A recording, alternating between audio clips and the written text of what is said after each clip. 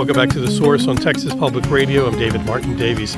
The San Antonio Food Bank is bracing for a crisis, a government shutdown triggered SNAP pause that could push thousands of residents here into food insecurity very quickly. They're scaling up, but they cannot do it alone. Community support, including volunteers, donations, awareness, is essential to meet this incredible challenge. We're joined by Eric Cooper, President and CEO of the San Antonio Food Bank, to get the latest. And Eric, welcome back to The Source. Yeah, thank you, David. So describe what is happening right now. How is the food bank preparing for what could be just a tsunami in need? Yeah, so, the San Antonio Food Bank serves 29 counties throughout South Texas. We fight the daily disaster of poverty, but when a natural disaster occurs or now a man-made disaster, we're going to respond to that because people are without food, without nourishment. We're still working in the 14 affected counties from the flooding through the natural disaster and the tragedy in Kerrville and Camp Mystic. This government shutdown creates an environment where, first, for federal workers being told they might not get a paycheck, that they need to get ready for the storm. And so, like many people, if a hurricane was going to hit the Gulf Coast, you might board up your home, you might get stocked up with water and supplies. Well, that's what we started to see. Back October 1, we started to see federal workers, their family members, government contractors. Texas ranks the highest in the number of federal workers in Texas. So about 89,000 federal workers and an additional 100,000 government contractors. And so our line started to get longer. The second tier of demand comes when the state of Texas doesn't know whether or not the federal government will fund the safety net programs like the Supplemental Nutrition Assistance Program, SNAP, or WIC. And so we've been promised WIC seems to have funding. We know that SNAP was funded for October, but participants here in Bexar County and elsewhere were communicated last week, hey, should the federal government not fund SNAP by October 27th, yesterday, there'll be a delay in your benefits. There'll be a disruption. And like those federal households, now SNAP participants are worried, hey, when will they be awarded? When are they coming? Should I be preparing? And so they're coming to us to fill that gap, to bridge that need. About 370,000 total people throughout the San Antonio Food Bank 29 counties. It's about 300,000 just in San Antonio. And I'm looking at our warehouse inventory with about 4 weeks worth of food and worried, am I going to have enough to bridge this gap until the government opens? I don't know. So they have to talk about the thing about SNAP, about how if the federal government suddenly in Washington, D.C., these guys have an epiphany, they get together, they pass the budget, and the government shutdown is over. How long before that happens and people are able to start using those benefits again? Yeah, so think about, those transactions that occur. So Texas has an EBT program. Many people know the Lone Star card. And so the benefits are loaded onto the card, and participants can go to local grocery retailers and redeem those benefits. To get the money from USDA to the state of Texas, to the Health and Human Services Commission, to then the vendor that loads it on the cards, it's about 3 days. And so the delay from the 27th doesn't allow benefits to go out on the 1st. And so for every day it's delayed, you're basically going to add another 3 days or so until those benefits are finally awarded. It's super important for participants to know their benefits will be the same. They'll just be delayed. There's not a reduction in the benefits. It will go, retroactive, right? But it's the uncertainty am I going to get a paycheck as a federal worker, or am I going to get my SNAP benefits as a SNAP participant? And the unknown of when that's going to happen is where the efforts for provisions is happening. And that's where our inventory is seeing the hit. And I am committed to fight the daily disaster of poverty, meet these disasters as they're coming at us. And I'm willing to empty the warehouse, if you will, whatever it takes. And I'm just encouraging everyone else to do the same. And I think opening the government up, allowing these incredible safety net programs to do as they need to do will allow me to use the inventory that I have to meet other needs of other households as it relates to poverty. And it's just a tough situation. Well, I'm trying to think about families who are caught in that situation, and maybe some people are taking out predatory loans, payday loans, car title loans, things like that, just to feed the family and keep things going. So even when this crisis ends, like I said, it's a man-made crisis, it's a politically created crisis. But once the crisis is over, these guys sign the new budget and it gets passed and the money starts flowing again. That doesn't mean for these families that this crisis is over. Yeah, no, I think it robs the equity. Hunger isn't a red or blue issue. It's a red, white, and blue issue. And I think, look, people have to eat. And, they have bills to pay. And unfortunately, rent eats first, and there's not a lot left over. And many Americans are paycheck to paycheck. And so my heart goes out to those federal workers. Last Friday, we had a large distribution at Lackland. Yesterday, we were delivering food boxes to the airport to help TSA agents, air traffic control. How long could you go without a paycheck and don't see your house start to unravel? And you nailed it. I've been inspired by many banks, USAA, offering support to the military to try to bridge these gaps. And for the rest of Americans that don't have someone to help, they're going to rely on the charitable food system. And that puts me relying on, private philanthropy to step up. Incredible companies are doing some great things. We're starting to see some of our food companies donate some specific supplies because if you're a participant in WIC, you've got an infant that needs to be nourished. And if you get a disruption in WIC and can't get the infant formula that you desperately need, where does the mom go? And so I'm working to try to get these donations in to meet that potential need. Right now, WIC seems to be okay, but how long will the shutdown go on and how much will start to unravel? I'm just praying that they take action and do something about the crisis that is brewing in our community. I think everyone remembers the image from the pandemic, all the lineup, all the vehicles, food bank passing out supplies, helping families get through the pandemic shutdown. Do you think we're going to have something like that again?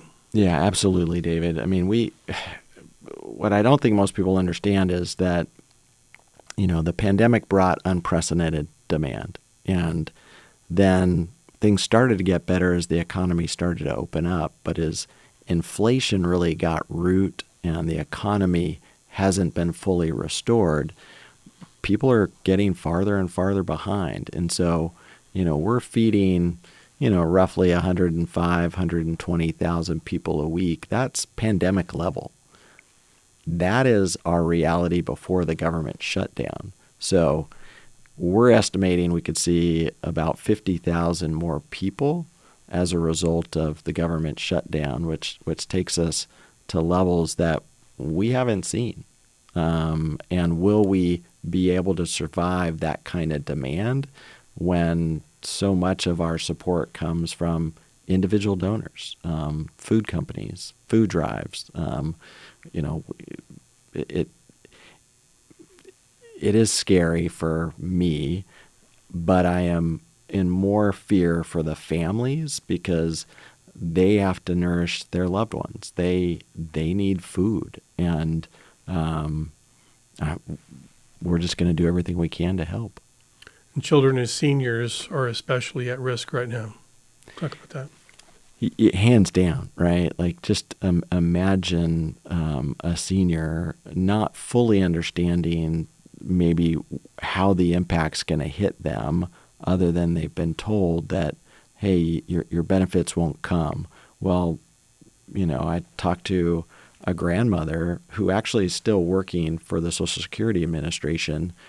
She's raising her grandchildren, and she showed up at the New Braunfels Food Bank in the lobby to get food because she's worried she wouldn't be able to feed her grandchildren because, hey, I was told I wasn't going to get a paycheck, and I was told to go home. Yeah, it's just crazy. All right, we got to take a break here. Our phone lines are open. If you got questions and comments, are you caught in the squeeze? Tell us about that. How are you going to get by?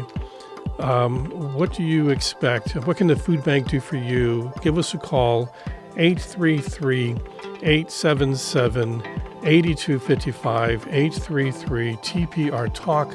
The Source will be back in 1 minute. Stay with us.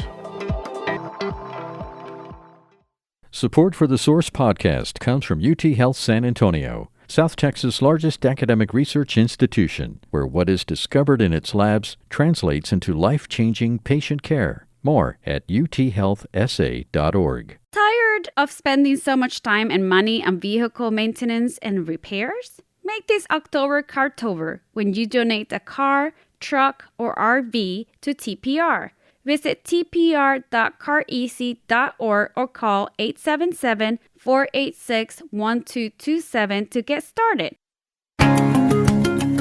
This is The Source on Texas Public Radio. I'm David Martin Davies. With me in the studio, Eric Cooper, President and CEO of the San Antonio Food Bank. He's given us an update on how the food bank is responding to an avalanche of need here in San Antonio, across Bexar County, across South Texas, with the government shutdown continuing, SNAP benefits not being recharged on those Lone Star cards, inflation continuing to go up at the grocery store, all sorts of increased need. It's really tough times for a lot of people right now.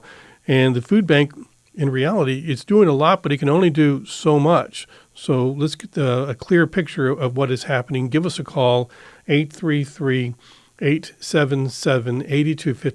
833-TPR-TALK, to give us a group think. What's happening out there? What do you see?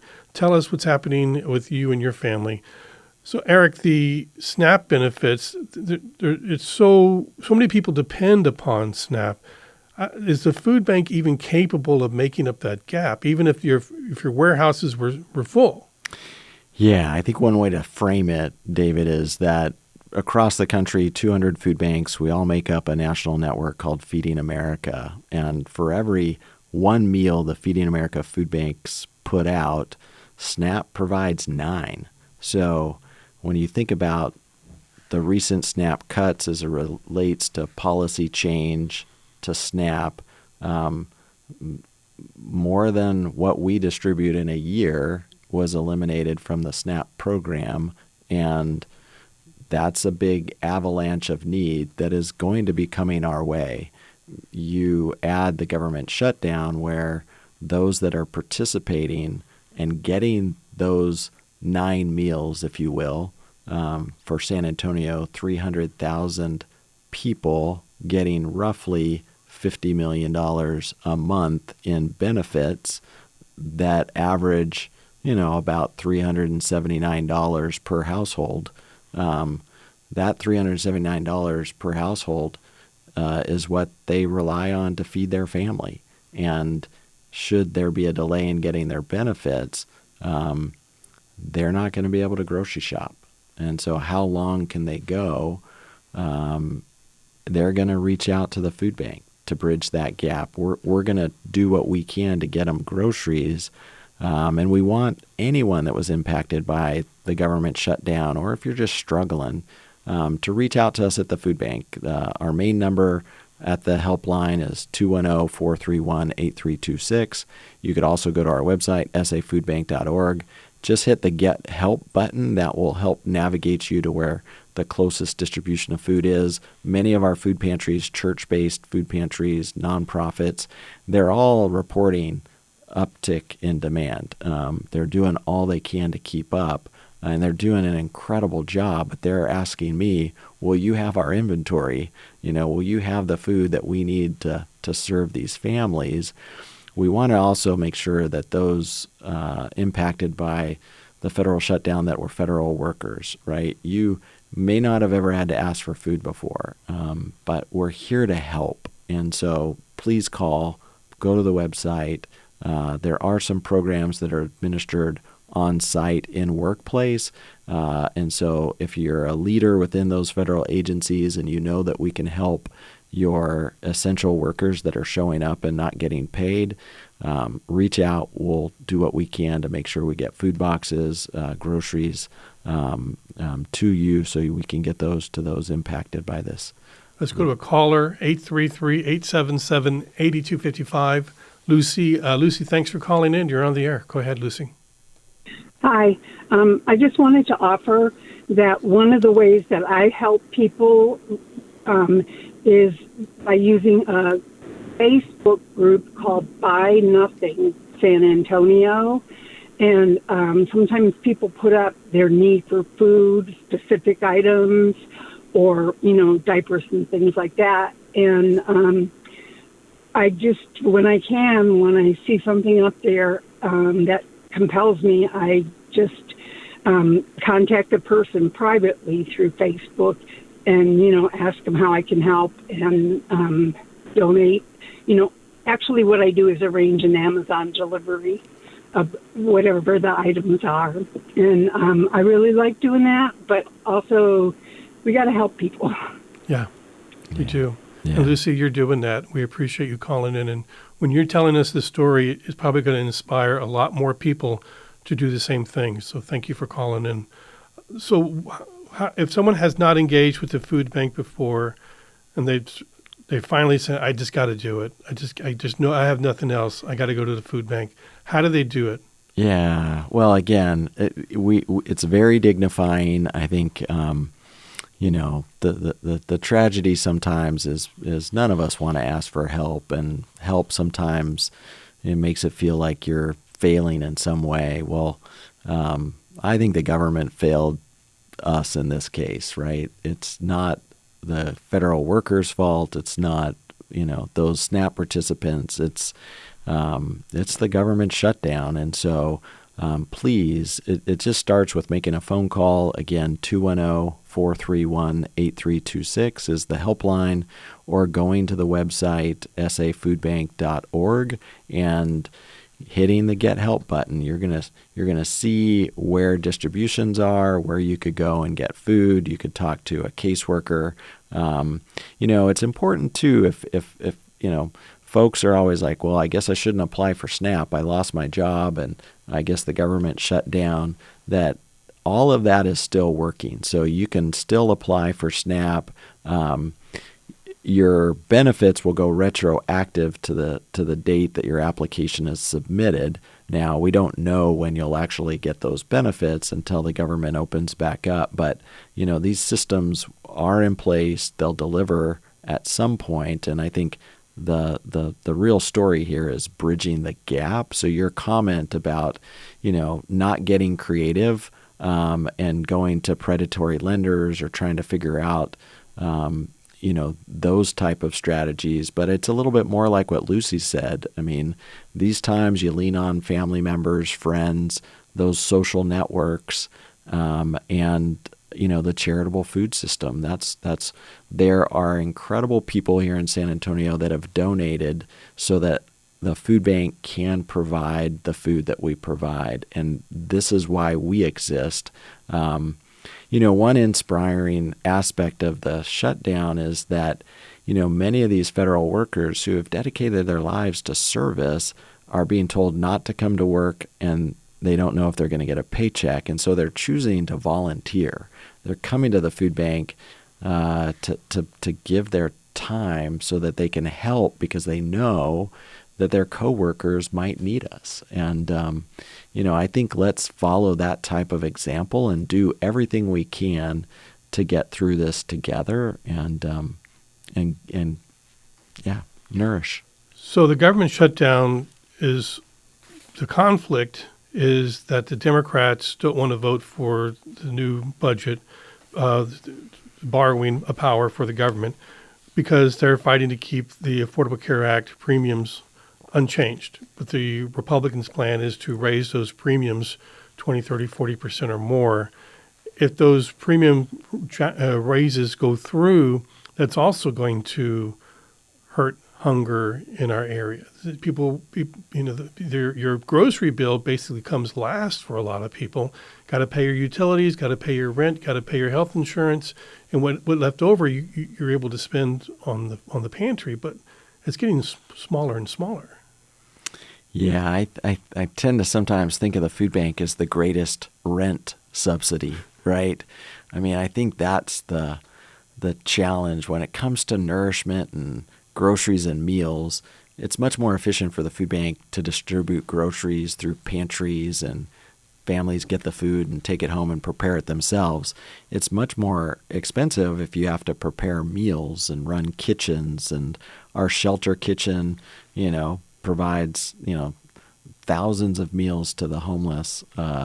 And you want to keep people housed. You don't want it to get to that level. And as you talk, David, about the cost shifting, families are resilient. They're trying to figure it out with their earned income and their benefits and family members and public resources.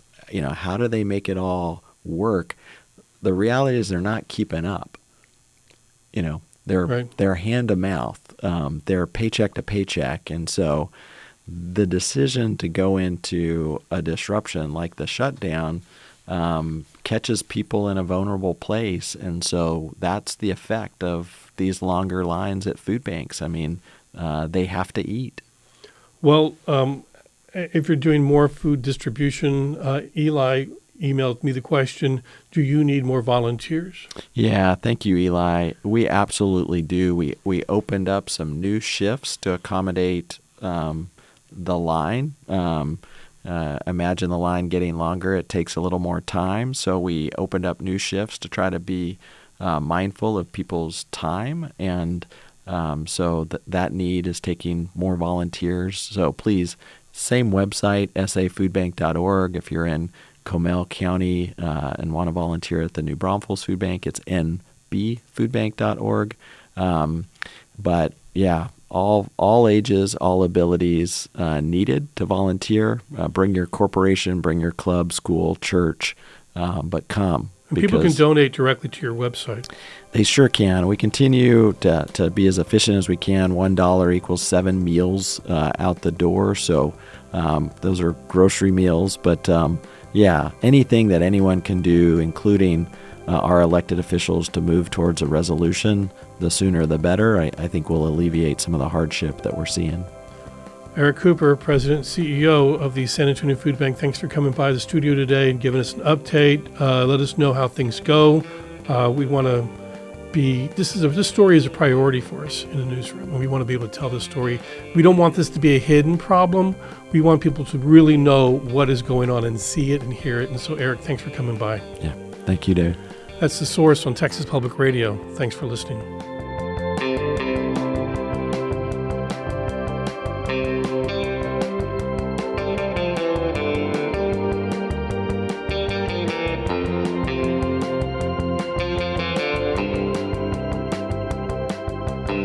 This has been The Source on Texas Public Radio. The Source is hosted by David Martin Davies. Tim Gutierrez is the show's producer. Additional production support from Steve Short, Ruben Garcia, Yvette Benavides, and Dan Katz, Vice President of News. The Source is made possible with support from the Gladys and Ralph Lazarus Foundation. Support for this podcast of The Source comes from Texas Mutual Insurance Company, a workers' compensation provider committed to rewarding policyholders who keep their workers safe and losses low. More at texasmutual.com/TXM Advantage. Texas Mutual. Texans get it.